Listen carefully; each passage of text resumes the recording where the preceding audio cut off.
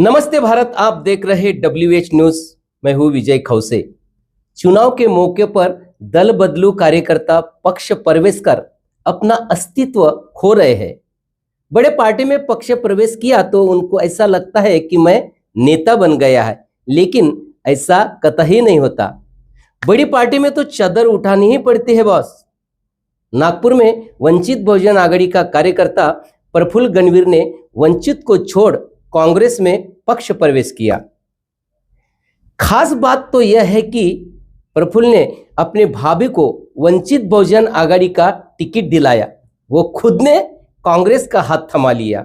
ये कहां तक ठीक है कार्यकर्ताओं को? सुनते हैं आगे की खबर। नागपुर की सियासत में बड़ा उलटफेर सामने आया है। वंचित बहुजन आघाड़ी के कार्यकर्ता प्रफुल्ल गणवीर ने ऐसा कदम उठाया है जिसने पार्टी को तगड़ा झटका दिया है। प्रभाग क्रमांक 12 से अपनी भाभी को वंचित बहुजन आघाड़ी के टिकट पर उम्मीदवार बनाने वाले प्रफुल्ल गणवीर ने खुद ही मैदान छोड़ भाग गया, सीधे कांग्रेस का हाथ थाम लिया। बताया जा रहा है कि प्रफुल्ल गणवीर ने विकास ठाकरे की चुनावी सभा में खुलेआम भारतीय राष्ट्रीय कांग्रेस में प्रवेश कर लिया। इस घटनाक्रम से वंचित बहुजन आघाड़ी में हड़कंप मच गया है। आइए सुनते हैं हमारे प्रतिनिधि श्याम देशकर ने प्रफुल्ल गणवीर से सीधी बातचीत। नमस्कार, मी श्याम देशकर, आपण बघत आहात WH न्यूज। आज पश्चिम नागपुरातील प्रभाग क्रमांक 12 दाभा परिसर या ठिकाणी काँग्रेस पक्षाची जाहीर सभा झाली। या सभेमध्ये विशेष महत्त्वाचे म्हणजे वंचित बहुजन आघाडीचे जे पदाधिकारी होते त्यांनी आपले उमेदवार देखील या ठिकाणी रिंगणात उतरवलेले होते। पण मात्र आज एक चित्र वेगळंच पाहायला मिळालं की प्रफुल्ल गणवीर हे काँग्रेसमध्ये थेट प्रवेश त्यांनी केलेला आहे। समर्थन करणार काय, ह्या सगळ्या गोष्टी अनेक प्रश्न आपण त्यांच्यासोबतच थेट बोलण्याचा प्रयत्न करू की प्रवेशानंतर त्यांची भूमिका काय राहणार आहे। आज तुम्ही काँग्रेस पक्षात प्रवेश केलेला आहे, पण वंचित आघाडीचे उमेदवार देखील उतरवलेले आहे, काय सांगणार आहात?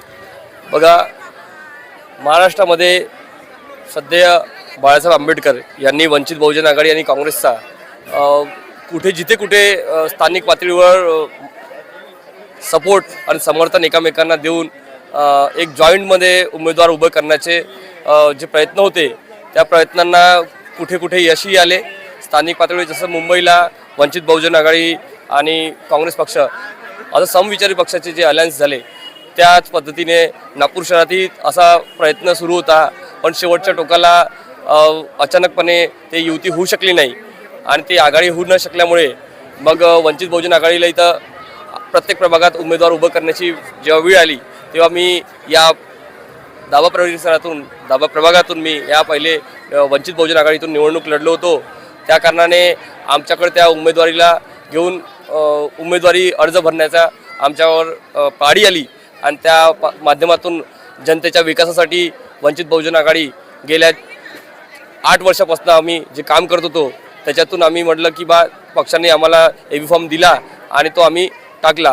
पण दाब्यातल्या जनतेचा जो कौल आहे, जो वंचित समूहाचा जो इथल्या प्रत्येक प्रभागातल्या ज्या लोकांच्या समस्या आहे त्याला न्याय देण्यासाठी, कुठे मागे पुढे होण्याकरिता आणि दाब्याच्या प्रत्येक माणसाचा विकास करण्याकरिता काँग्रेस पक्षाला मदतीची गरज असल्यामुळे त्या मदतीसाठी मी काँग्रेस पक्षामध्ये आज या ठिकाणी पक्षप्रवेश केलेला आहे। आणि यानंतर या ठिकाणी वंचित बहुजन आघाडीचे जे अधिकृत उमेदवार आहेत ते या ठिकाणी 2 दिवसामध्ये समर्थन करतील आणि येणाऱ्या प्रभागाच्या निवडणुकीमध्ये आपल्या दाभा परिसरातून काँग्रेस पक्ष कसा विजय होईल याचा पूर्ण निर्धार करतील। शेवटचे 2 प्रश्न तुम्हाला विचारतो। एक अशी देखील चर्चा होती की तुम्ही भाजपकडून देखील उमेदवारी मागणार आहात, अशी देखील चर्चा रंगली होती प्रभाग 12 मध्ये, आणि त्यानंतर काँग्रेसकडे सुद्धा म्हणजे उमेदवारीची अपेक्षा होती तुम्हाला। वंचित बहुजन आघाडी आणि त्या वंचित बहुजन आघाडीच्या कार्यकर्त्याची एवढी या प्रभागात ताकद झालेली होती की त्या ताकदीमुळे या प्रभागातलं चित्र बदलण्याचं इथे परिस्थिती निर्माण झाली होती। आणि अशा वेळेस अचानकपणे आमच्यावरही उमेदवारी द्यायची अचानकपणे वेळ आली आणि प्रभागात 4ही उमेदवार नसल्यामुळे एकटा उमेदवार रणांगणात उतरून विजयाला तेवढं यश मिळू शकत नाही आणि आपली जे एनर्जी आहे ती वेस्ट करण्यापेक्षा ही एनर्जी काँग्रेस पक्षासोबत जर जोडली, समविचारी पक्ष आम्ही भाजपाला रोखण्यासाठी आणि इथल्या समविचारी पक्षांना संविधानवादी विचारणाऱ्या लोकांना एकत्र येऊन भाजपाला इथं कुठेतरी पराभूत करायचा आहे। भाजपाला कुठेतरी थांबवण्याकरिता हा तुमचा पक्ष प्रवेश होईल। हा नक्कीच। मागच्या वेळेस वंचित बहुजन आघाडीला दाब्याच्या प्रत्येक बूथवर जे मतदान होतं त्या मतदानाची बेरीज केली काँग्रेस आणि वंचितची, तर आम्ही इथून वंचित बहुजन आघाडी आणि काँग्रेसचं जे काही मतदान होतं त्याच्यावर आम्ही काँग्रेसचे 4चे 4 उमेदवार विजय करणार आहोत, हा इथूनच निर्धार झाला आहे. आणि आपला हे जे चुनाव तुमच्या आहे उमेदवाराच्या समर्थन मिळणार आहे का? म्हणजे नक्की नक्की नक्की नक्की नक्की वरचे जे पक्षाचे जे वरचे लोक आहेत ते मानतील. स्थानिक मधले कार्यकर्ते, इथले जेवढे कार्यकर्ते होते या प्रभागातले, ते डायरेक्टली उमेदवार सोडूनही काँग्रेसचा प्रचार करत आहेत. तर मग उमेदवाराला ह्या सर्व गोष्टीचा विचार करून उमेदवारांनी त्या गोष्टीचा विचार केला आहे आणि त्या पद्धतीने आम्ही आपल्या शब्दाकडे तुम्ही ठाम कायम राहणार. हा काय काय तर नक्कीच वंचित बहुजन आघाडीचे जे प्रफुल्ल गणवीर जी होते त्यांनी याआधी पोटनिवडणूक सुद्धा लढली होती आणि चांगले मतं देखील घेतलेले होते. त्यांनी ते आज काँग्रेस पक्षात त्यांनी प्रवेश केलेले आहे. तर मात्र हेच बघणं निश्चित राहणार आहे की आता समर्थन मिळणार आहे का वंचित बहुजन आघाडीच्या काँग्रेसला, हे बघणं निश्चितच समोर दिसेल. पहले टिकट फिर पलटी।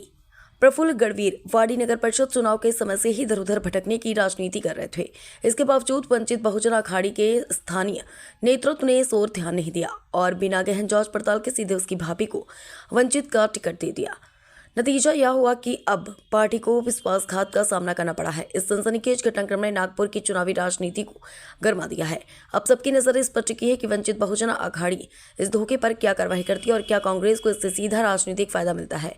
सुनते हैं हमारे प्रतिनिधि श्याम देशकर ने विधायक विकास ठाकरे से सीधी प्रभाग क्रमांक 12 या ठिकाणी काँग्रेस पक्षाची बैठक झालेली आहे, जाहीर सभा झालेली आहे. आपल्यासोबत या ठिकाणी बोलण्याकरिता आमदार विकासजी ठाकरे आहे. आपण बघू शकता आमदार विकासजी ठाकरे. भाऊ, आज जाहीर सभा झालेली आहे दाभा परिसरात, काय सांगणार आहात? आपण पाहता लोकांना विकास कामाची आवड आहे आणि दाभा परिसरात जे मागच्या 6 वर्षात विकास कामं आम्ही केली आहे आणि आमची सगळी टीम जी भिडून राहते, तर लोकांचा प्रतिसाद पाहता अवश्य काँग्रेसचे 4ही पंजे इथे निघणार. तुमच्या पक्षाचे उमेदवार भाजपमध्ये गेले, मी नाव नाही घेत कारण काय आहे, मतदारांशी बैमानी करणारे, पक्षाशी बैमानी करणाऱ्या लोकांना लोक धडा शिकवतातच. कसं आहे, कोणत्याही जनप्रतिनिधींनी प्रामाणिक असलं पाहिजे. एक तर मतदारांशी प्रामाणिक असलं पाहिजे, ज्या पक्षाने आपली ओळख निर्माण करून दिली त्याच्याशी प्रामाणिक असलं पाहिजे. दुसऱ्या पक्षात जातील, उद्या तिसऱ्या पक्षात पुन्हा जातील, म्हणून लोक अशा लोकांवर विश्वास ठेवत. तुम्ही फंड दिला नाही का त्यांना? फंड या दाभा भागामध्ये आमदार झाल्यापासूनच कामं झाले, घरी झोपलेले होते लोक, ते यांना कसं हे देणार. 4 नवीन उमेदवार आहेत, त्यांना कशा पद्धतीने साथ देणार आहात? 4 नवीन उमेदवार आहे, 4ही कार्यकर्ते आहे आणि 5वा उमेदवार मी आहे. मी स्वतः नगरसेवक म्हणून काम करतो, म्हणून दाभ्यातल्या जनतेला कुठलीच काळजी घ्यायची. प्रफुल्ल गढ़वीर ने उपचुनाव की ताकत से टिकट तक और कांग्रेस में एंट्री की राजनीति खत्म। प्रफुल्ल गढ़वीर के खेल से वंचित में नाराजगी तो है, लेकिन चुनावी नतीजों पर कोई असर नहीं पड़ेगा। नागपुर की राजनीति में प्रभाग क्रमांक 12 एक बार फिर चर्चा के केंद्र पे है। पिछले उपचुनाव में प्रफुल्ल गढ़वीर ने वंचित बहुजन अखाड़ी की ओर से चुनाव लड़ा था। भले ही वे जीत हासिल नहीं कर पाए, लेकिन तीसरे क्रमांक पर मिले वोटों को उन्होंने अपनी राजनीतिक ताकत का आधार बना लिया। आज उसने उसका फायदा तो उठाया, लेकिन घाटे का सौदा किया। वोटों के दम पर टिकट फिर पलटी।